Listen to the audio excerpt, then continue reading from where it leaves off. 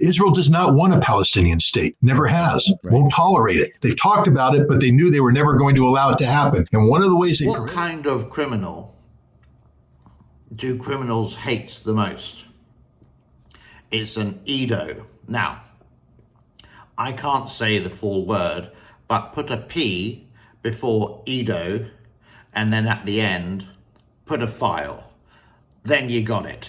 Yeah? Or his name is Peter File. This is Scott Ritter, a former US arms inspector during the Iraq conflict. And he got nabbed for basically going online as Mr. Peter File. Get my meaning?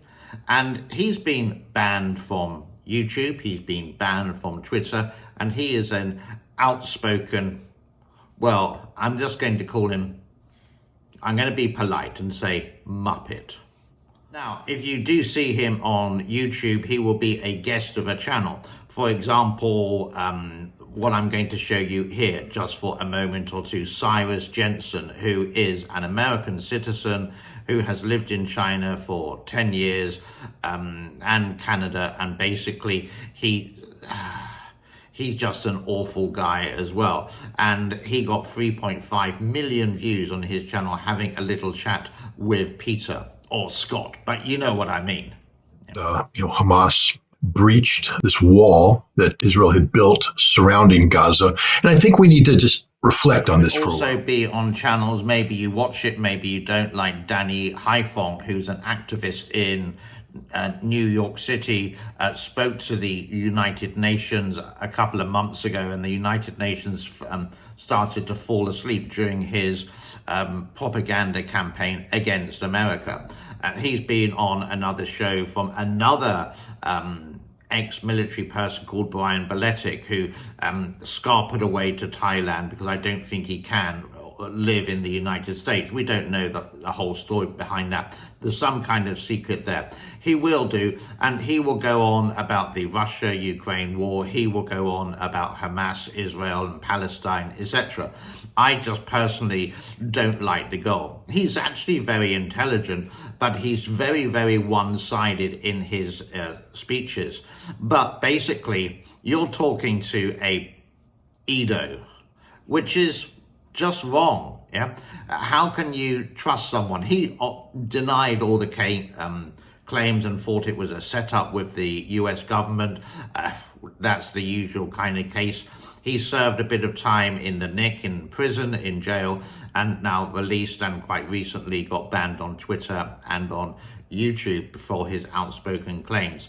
And I think YouTube and Twitter are absolutely right with that. And he is so anti-American, even though whatever, in that respect, I think he's got no respect of people, and especially children. Driving them out, and 700,000+ were ethnically cleansed in this manner, many of which were sent to Gaza. From this article here, Ritter has been condemned as a pro-Russian propagandist, banned from Twitter for harassment and busted in an unlawful contact with a minor, and corruption of managers, indecent exposure, possessing instruments of crime, criminal attempts, and criminal solicitation. I don't think it's necessary to take anything Ritter says seriously. He's one of these very, very clever guys who can do a lot of the talk, and he's got the military expertise, being in the Marine Corps for quite a while. But he got caught being a bad boy, and I don't think his voice should be heard at all, especially with the worst crime in the world. As we said at the very beginning, what is the criminal who criminals hate the most? And it's going to be this gentleman here, Scott Ritter. What are your points of views? What are your comments? Please leave them below. Do you agree with me? Am I wasting my time? Etc. like that. Now, I don't have kids. I have 2 cats. You may have kids. Would you like this gentleman in your household, social media or face-to-face? The answer is no.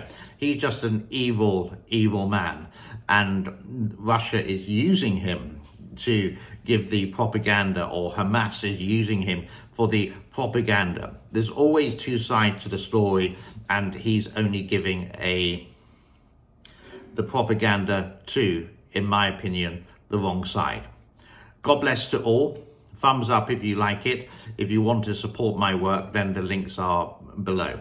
Thank you very much for your time. Bye-bye.